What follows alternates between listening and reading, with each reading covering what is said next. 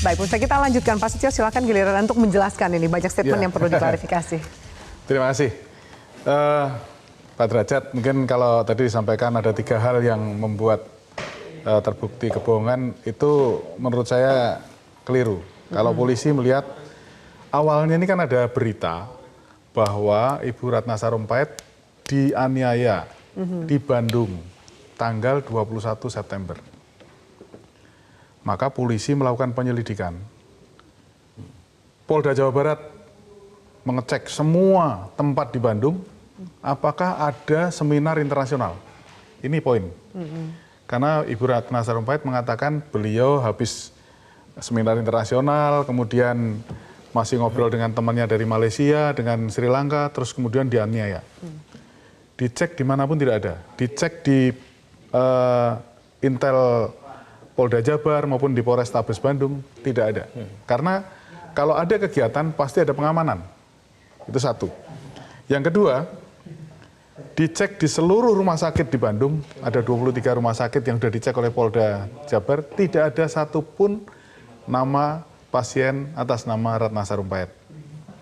Yang ketiga, otoritas Bandara Husein Sastra Negara juga dicek. Apakah ada kejadian tanggal 21 September tersebut. Ternyata tiga-tiganya tidak ada. Maka polisi mulai menduga, ini bener nggak sih? Kok semuanya ada kejadian gitu ya? Kejadian yang disampaikan di netizen sampai rame, sampai heboh kemana-mana, kok tidak ada fakta-faktanya? Nah, maka polisi melakukan pengecekan posisi handphonenya Bu Ratna Sarumpait, ternyata dari tanggal 21 September sampai dengan tanggal 1 atau tanggal 2 itu ada di Jakarta. Jadi menurut saya tidak perlu ada tuduhan tersangka dulu, ini sudah mencari posisi aja ketahuan gitu ya, CDR. Kemudian tadi disampaikan mengenai rekening bank. Mohon maaf Pak Derajat, polisi menemukan rekening ini bukan melalui mengecek isinya atau bagaimana. Ini adalah hasil dari struk. Bu Ratna Sarumpait membayar menggunakan struk, itu ada di ATM, keluar ada nomor rekeningnya, itu dicepret di rumah sakit, ya bukti pembayaran di rumah sakit, maka itu kita ambil. Yang ketiga, buku register di situ dicantumkan 1700 Ratna Sarumpait masuk. Nah ini sudah telak sekali. Jadi saya luruskan bahwa kita tidak mengambil rekening bank dan kita mendapatkan rekening bank ini. Bahkan muncul di media bahwa saya mengatakan Bu Ratna Sarumpait menggunakan dana yang dikumpulkan untuk korban Danau Toba. Saya tidak pernah mengatakan itu. Jadi saya menyatakan kepada rekan-rekan wartawan bahwa kami menemukan nomor rekening ini di rumah sakit.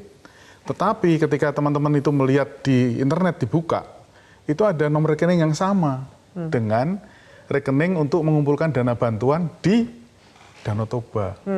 Nah mereka mulai berandai-andai, wah ini berarti sama dong rekeningnya ini. Tapi jadi bukan dari Pak Setio ya? Saya tidak pernah mengingatkan itu. Pak Setio korban hoax juga nih. Oke, itu sudah klarifikasi ya Mas Derajat. Tapi saya juga mau tanya, kenapa Anda sempat mengatakan bahwa polisi akan menyesal memanggil Amin Rais besok? Kenapa sih? Sekarang giliran saya bicara ya, jadi nggak bisa di-cut yang lain-lain ya. Tapi kita harus berbagi ya Pak Derajat ya? Iya, saya berbagi. Pak Setio, kewenangan yang tim kepolisian lakukan itu, apakah itu bisa dilakukan oleh seorang Prabowo dan seorang Amin Rais tanpa kekuasaan resmi negara? Maksudnya? Nah, gimana Anda menanyakan ini? Pak Setio, untuk melakukan ngecek ke airport, ngecek ke rumah sakit, ngecek segala macam. Itu kalau misalkan ya Pak Amin Rais katakanlah ini benar nggak ya? Mas Derajat tolong deh Anda ke rumah sakit cek. Apakah rumah sakit akan memberikan ke saya data itu? Begini Pak Derajat, saya kira kalau mengecek dari 3 poin di Bandung saja udah ketahuan. Iya. Jadi bisa dicek lah teman-teman di Bandung kan ada temannya PAN ada di Bandung kan? Iya, kita bisa ngecek teman di PAN di Bandung. Saya tugaskan di ketua DPW PAN di Bandung untuk ngecek. Betul. Tapi petugas airport apa mau kasih data itu. Kan menanyakan aja Pak, apakah betul Iya, kan ada kejadian? Nah, kalau misalnya gini, Mbak. Oke. Enggak, Adrian, giliran saya, Adrian. Oke. Adrian. Nah, Kalau Adrian dikasih stop, saya Oke. nggak akan bicara lagi. Oke, Karena ini Mas giliran Derajat saya. gini, oke, tapi harus gini ya, kita nggak bicara soal proses lebih jauh, kita bicara soal kemudian proses hukum yang lebih lanjutnya seperti apa. Saya juga tadi menanyakan ke Mas Derajat, kenapa Anda sampai mengatakan bahwa polisi akan menyesal Iya, memanggil oke. Pak Amin Rais. Oke, saya akan Pak Amin jawab. Rais juga menanyakan akan membongkar kasus korupsi. Kita fokus ke situ saja. Ini kan sudah proses, dihormati saja dulu Mas Derajat. Iya, oke, Silakan. oke. Jadi kalau untuk Mas Adrian, saya berharap ya karena beliau hebat sekali bisa mendeteksi kebohongan. Saya berharap seumur hidup beliau nggak akan pernah dibohongi ya.